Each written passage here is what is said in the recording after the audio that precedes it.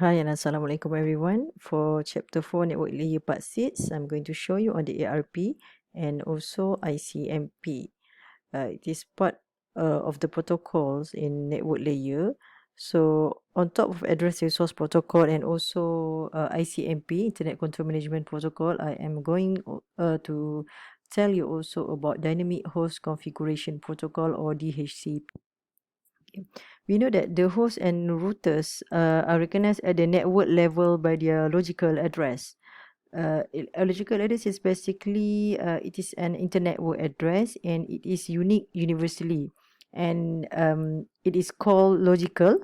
This IP address is called logical because it is usually implemented in software. So every protocol that deals with internet working networks requires that logical address, which we call IP address, and they are 32 bits long. Okay, so however, link layer or local addresses are used in all local communication instead of logical address. For example, MAC addresses in Ethernet local area network. So let's say a source host wants to send a packet to destination, and only receiver's IP address is known. Okay, however, mechanism is needed to find out the hardware or the physical address. This is because before the IP protocol can deliver a packet from a source host to the destination, it needs to know how to deliver it to the next hop first.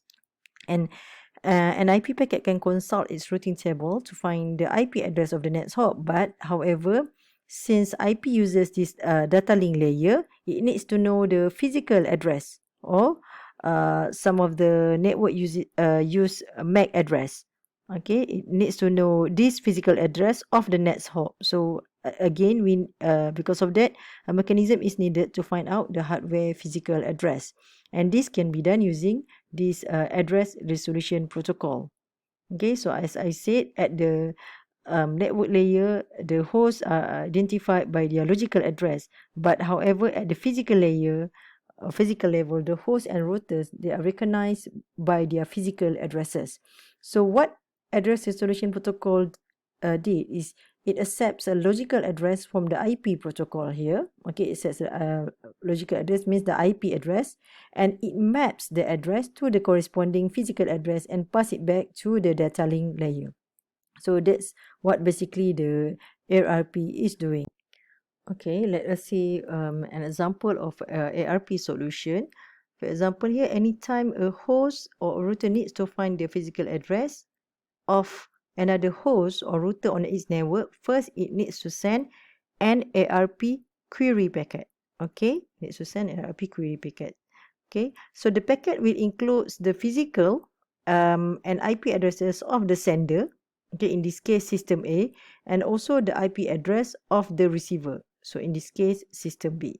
Because the sender does not know the physical address of the receiver, so the query is broadcast over the network, right? So if you look at this example here, A wants to transmit a datagram to host B with the IP address here. All right, here this is the IP address.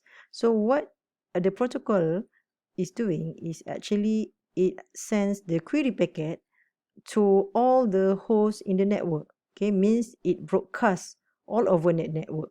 Okay, the query packet, right? So the next, like as I said before, it transmits an IP broadcast to all hosts on the local network, including its own IP and also hardware address. So every host and router here receives and processes the ARP query packet, but only the intended recipient recognizes its IP addresses and sends back an IP response packet, okay, in terms of reply. Okay, so I repeat here, because the logical address given here or the IP address given here is system B, so even though all the hosts here receive the packet, but only B responds to the request by system A because it recognizes its own IP address. So when B will send the reply packet to system A, and this reply or response packet contains the recipient IPs and also physical address. And B will also update its ARP cache with its data. Means that B will keep the information on the system A hardware address in its cache. Okay, and B will send reply back to A using A's hardware address. And this reply is unicast. Unicast means it does not go to all other hosts in the network. It will be only sent to system A using the physical address received in the query packet. Okay, and finally, when A received from B, it will update its ARP cache with B's data. In other words, it will update its table with B's data. Right, so let's remember, before we move on, remember that RP request is broadcasted to all the hosts in the network, in the local network, and an RP reply is unicast. Okay, so next we look into details on the ARP packet format. Okay, so this is ARP packet format. It consists of the this field, all these field, hardware type, protocol type. So we're going to discuss this one by one. Okay, so for the hardware type, this is a 16 bits field, okay, defining the type of the network. Okay, so it will define the type of the network on which ARP is running. Okay, for example, each local area network has been assigned an integer based on its type. Okay, and I give you one example. For example, Ethernet is given the type 1, and this ARP can be used in on any physical network. And the next one is protocol type. So this 16 bits field defines the protocol. Okay, for example, the value of this field for the IPv4 protocol is 0800 in terms of hexadecimal number, and ARP here can be used with any higher level protocol. Hardware length here takes 8 bits, and it defines the length of the physical address in bytes. So remember, it is in bytes. For example, for Ethernet, the value is 6, and this is protocol length. Also take 8 bits. Okay, half of the hardware type length. So for the protocol length, it defines the length of the logical address in bytes. So this is for the physical address. This is for the logical address. For example, the IPv4 protocol, the value is 4. And this is operation. This is a 16 bits field. It defines the type of packet, whether ARP request and also ARP reply. Okay, so ARP request is 1 and ARP reply is 2. And the next one is the sender hardware address. For example, 6 bytes for Ethernet. Okay, this is a sender hardware address, a variable length field defining the physical address of the sender. And this is the variable length field defining the logical or IP address of the sender. For the IP protocol, this field is 4 bytes long. Okay, so the next one is the target hardware address. So this is also a variable length that defines the physical address of the target. Means the one that the RP wants to find. Okay, the one that RP wants to find, the hardware address or the physical address. Right? So for an ARP request message, this field will be all zeros. Okay, because the sender does not know the physical address of the target. Okay, so it will be all zeros for the request message. Okay, and finally, this is the target protocol address, and this is a variable length field, defines the logical, or for example, IP address of the type of the target. Okay, for the IPv4 protocol, this field will be 4 bytes long.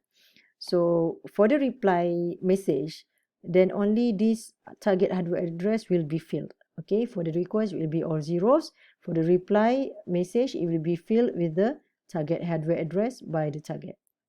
Okay, so the next slide will actually describes all the ARP packet fields that I have mentioned to you just now. So I can just skip this page, right?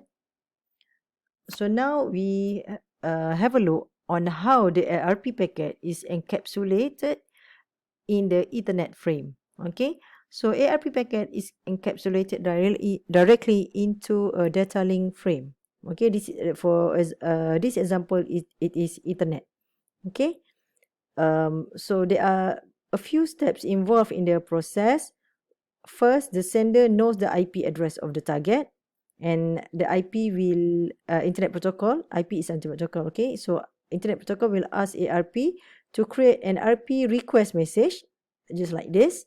Okay, filling in the sender's physical address, the sender IP address, the target IP address, and like I said before, the target physical address has to be filled with 0.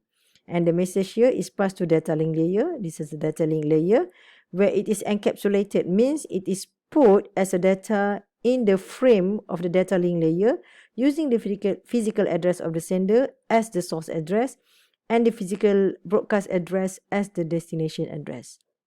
So okay, we are not going to learn one by one here on this frame, because this total frame belongs to a data link layer, so it beyond our syllabus. But then you just have to know how this ARP packet is encapsulated into the data link layer frame. So once every host or router receives the frame, because the frame contains a broadcast destination address, so all station will remove the message. Okay, they remove the message here, which is data here, and pass it to the ARP protocol.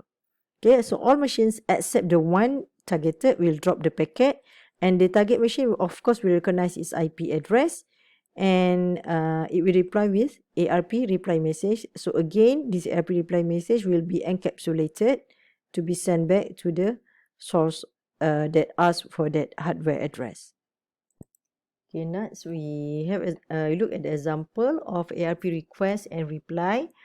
For example, a host with this IP address, okay, and this physical address has a packet to send to another host with IP address here, okay, and physical address of this. Okay, so this is unknown to the first host, and these two hosts are also on the same internet network. Okay, so show the ARP request and reply packets encapsulated in Ethernet frames. Okay, so we look at the example here, or at the solution here. Okay, so based on the information that we have from the question just now, so in A here we have IP address of A, and this is the physical address of A.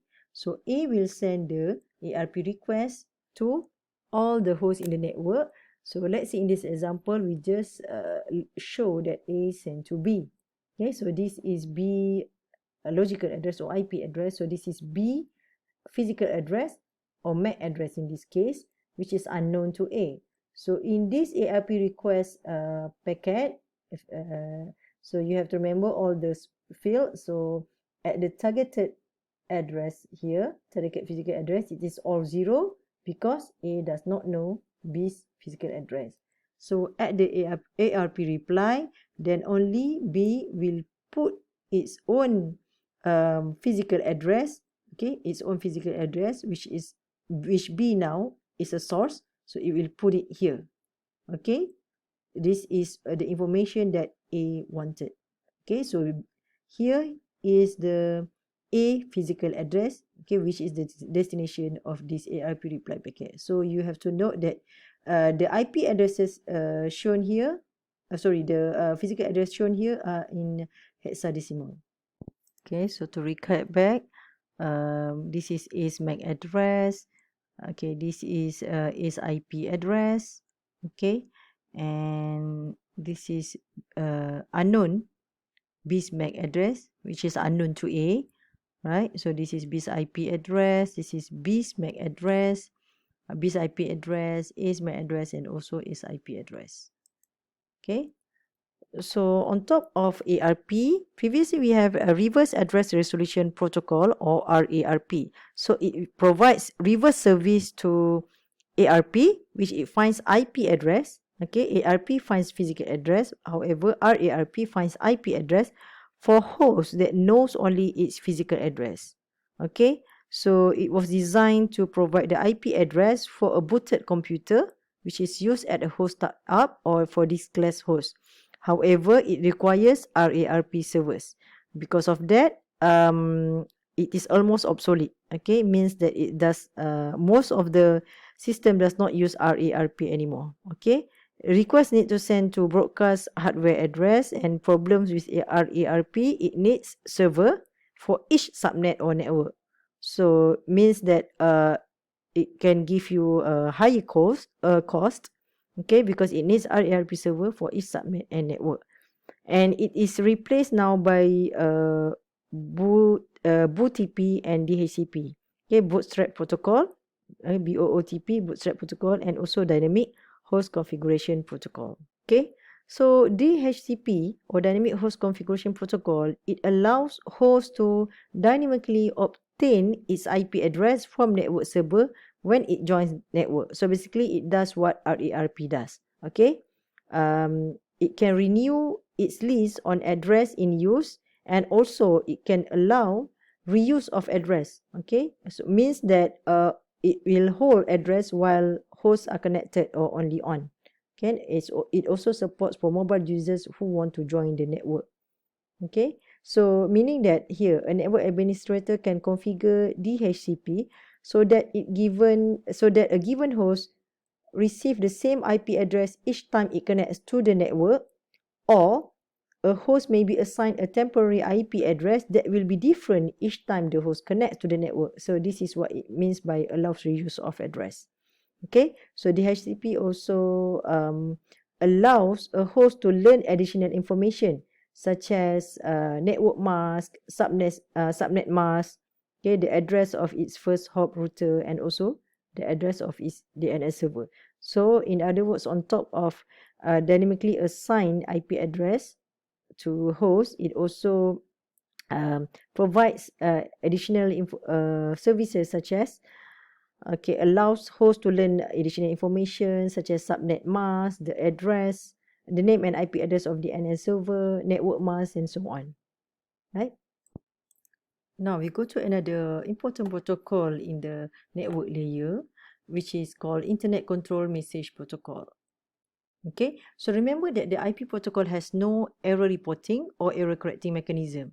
And what happens if, for example, something goes wrong, that a router must discard a datagram or drop a datagram because it cannot find a router to the final destination, or perhaps because it has TTL value equal to 0, means that it has to be dropped. Okay, so this is an example, or some of the examples of situations where an error has occurred and the IP protocol has no built-in mechanism. Okay, it has no built-in mechanism to notify the original host. This is where it will use the ICMP or Internet Control Message Protocol. Okay, basically it is used to report problems with IP datagram delivery, and it is called companion protocol to IP because it is required in every IP implementation. So basically it is part of the Internet protocol. Okay, and it uses IP datagrams for transportation. Okay, so however, ICMP only used for error reporting only, means that message goes back to datagram source IP address because it needs to report error only. Okay, so there will be no error correction. And application in end system means the source can make use of this notification, whether it wants to resend the packet or it doesn't want to resend the packet. It's up to the source. But somehow, using this ICMP, the source knows that there is an error with that packet. Okay. However, there will be no error reports generated for ICMP packets. Okay, let's say that ICMP packets also will be is dropped or has error. There will be no error report to this ICMP because the ICMP packets is already an error reporting message, okay, for the original message, right? So this is to avoid network congestion due to error message avalanches. Means it wants to avoid too many datagrams in the network, right?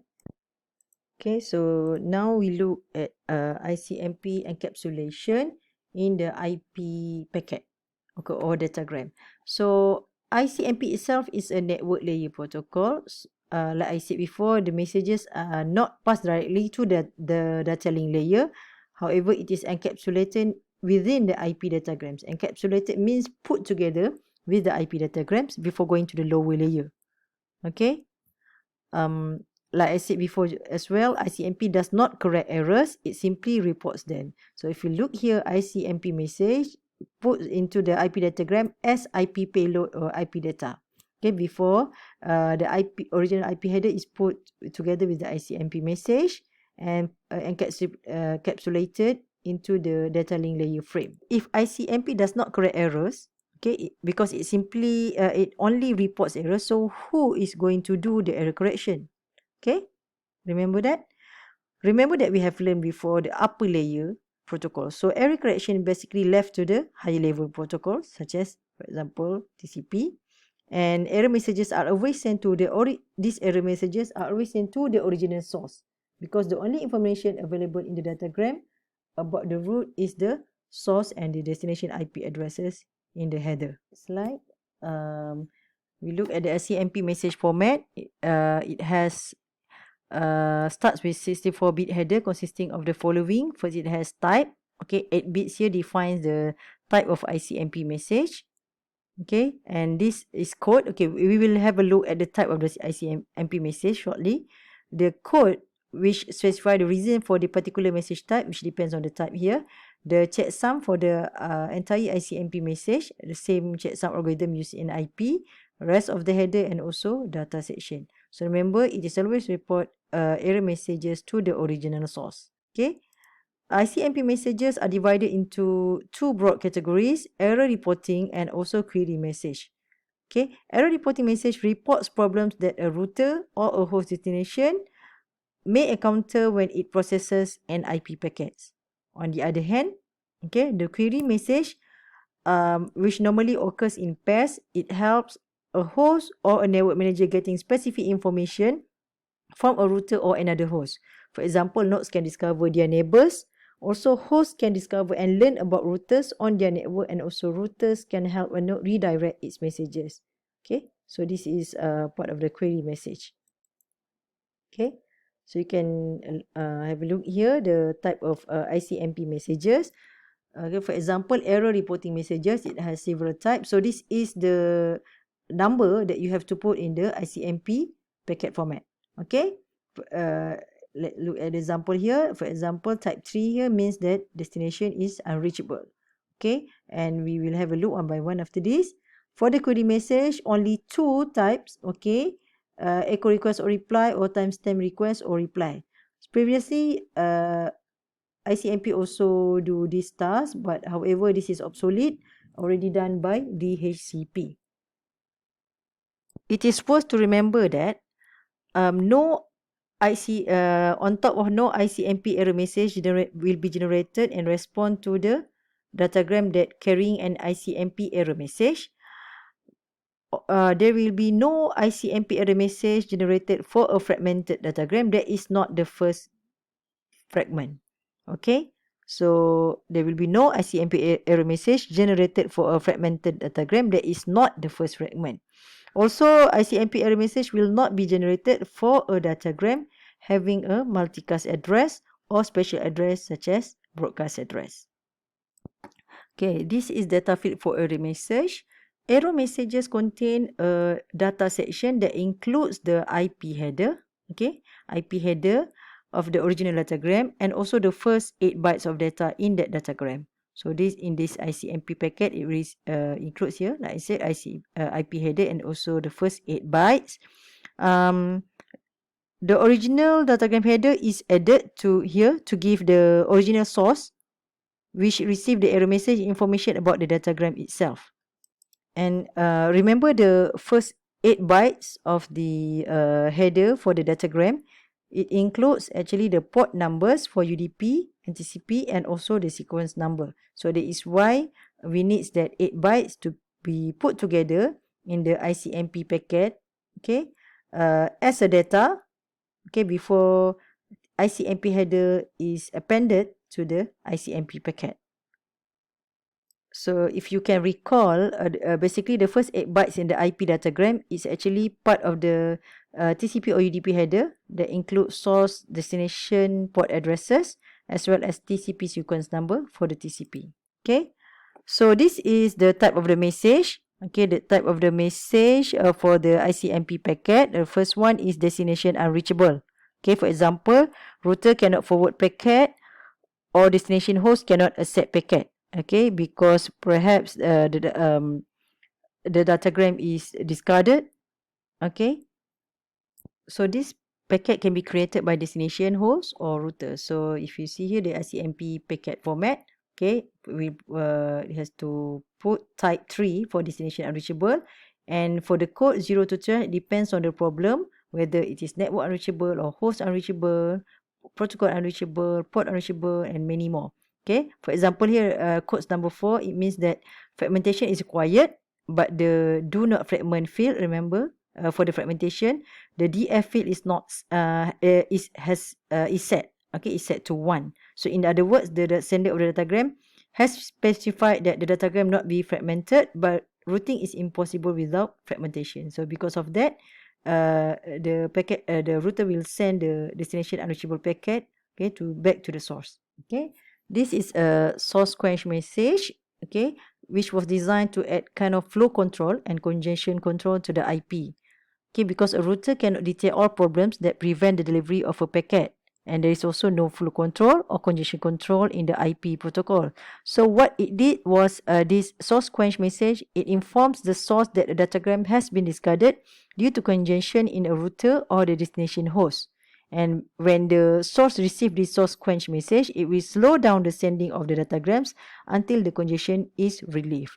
Okay, so for that, it uses a type 4 and also code 0. Yes, the next one also belong to the error reporting message, which is time exceeded. Okay, time exceeded generated in 2 cases. Whenever a router decrements a datagram with a time to leave value to 0, means that TTL already equal to 0. It means that that packet has to be dropped. So when it happens, a router has to send back the time exceeded error reporting message using ICMP packets to the source. And the code here will be 0. And when the final destination does not receive all of the fragments in a set time, meaning that the time is out. Okay, so the type here will be 11, and router or host will discard the datagram and send back this exceeded message to the original source. The next one is parameter problem, also part of the error reporting message. It is created by a router or the destination host when discovers ambiguous or missing value in any field of the datagram. Okay, means there is a field that is that cannot be understood by the router, or there is a missing value. So this datagram will be discarded and parameter problem message will be sent to our original source. There are 2 codes here. Code 0 is when there is an error or ambiguity in one of the header fields. Okay, and the value of the pointer field points to the byte with the problem. Okay, there is a pointer field for the parameter problem. Okay, it will point to the byte with the problem, and for code 1, the required part of an option is missing. Okay, in this case, the pointer is not used. Okay, because the required part of an option is missing. The next one is redirection message. So routers are assumed to know a correct route to the destination. Again, but however, a host usually starts with a small routing table that is gradually augmented and updated.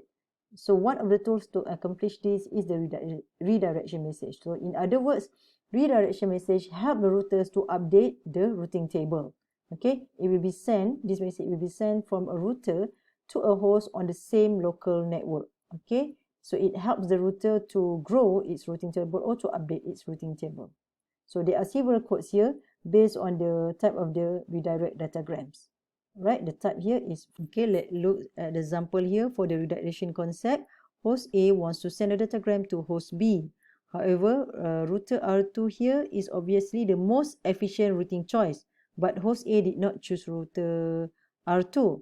The datagram goes to R1 instead of R2. So R1, after consulting its table, finds the packet should have gone to R2. So it sends the packet to R2. Okay, sends the packet to R2, and at the same time, it sends a redirection message to host A so that host A can update its routing table. So now the routing table here is updated, and this IP packet is sent to host B via R2. Right, so another type of ICMP packet message is echo request and reply, which belongs to query message. So echo request message is sent by host or router, and echo replies message is sent by the host or router that receives an error request message. Basically, both are designed for diagnostic purposes. Okay, both are used by network managers to check the operation of the IP protocol. Okay, so it is used, for example, to identify network problems. And the combination of this echo request and also echo reply message determines whether these two systems, host and also routers, can communicate with each other. So both messages used to test the reachability of host, and this is usually done by invoking the ping command. Okay, so type 8 here is for echo request, and type 0 here is for error reply. Okay, so the host or router that receives an echo request message creates an echo reply message and returns it back to the original sender. And the echo request and also echo reply messages can be used to determine if there is communication, for example, at the IP level. Okay, the next message that belongs to the query message is timestamp request and reply. Okay, so this message can be used to determine the round trip time needed for an IP datagram to travel between them. Okay, so it can also be used to synchronize two clocks in two machines if the exact one-way time duration is known. We'll see an example after this. So type 13 is used for request and type 14 is used for reply, and the code is 0. Okay, so each field here can hold a number representing the time measured in milliseconds from midnight in universal time, and the source creates a timestamp request message, and the source fills the original timestamp with the universal time shown by its clock at departure time, and the other two will timestamp here. The other two timestamp field here are filled with zeros. And when it receives the destination creates the timestamp reply message, which is type 14. The destination copies the original timestamp value from the request message into the same field in its reply message. It then fills the received timestamp with the universal time shown by its clock at the time the request was received. Okay, and finally it fills the transmit timestamp with the universal time shown by its clock at the time the reply message departs, or at the time it will send to on the link that goes to the destination. Okay, let's see an example on how we can utilize the timestamp request and reply in ICMP packet, okay, to find one way and round trip time. So this is the formula. For example, sending time, we can find it from receive timestamp minus the original timestamp. For the receiving time, the return time minus the transmit timestamp, and for the round trip time, sending time plus the receiving time. For example, here given from the ICMP packet timestamp request and reply, we can find this following information. Original timestamp is 46, receive timestamp is 59, transmit timestamp is 60, return time is 67.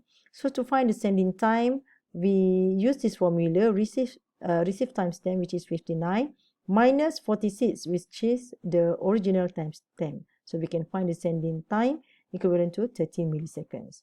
For the receiving time, following the formula, return time is 67 minus 60 transmit timestamp, we can get 7 milliseconds for the receiving time. Or for the round trip time, we just have to add together the sending time.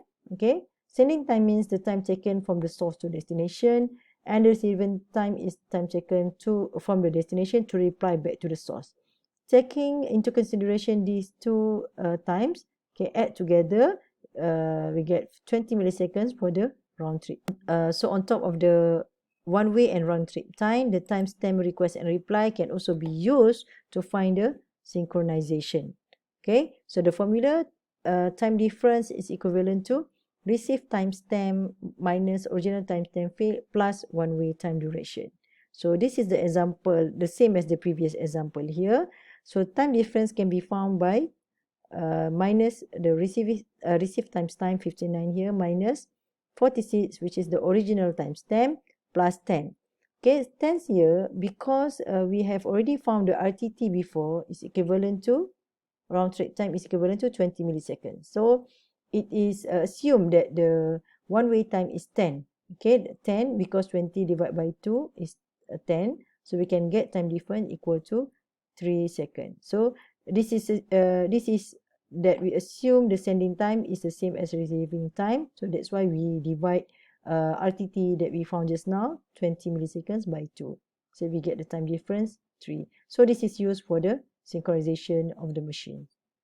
I think that's all for this part of the lesson. So till we meet again in the next lesson. Thank you.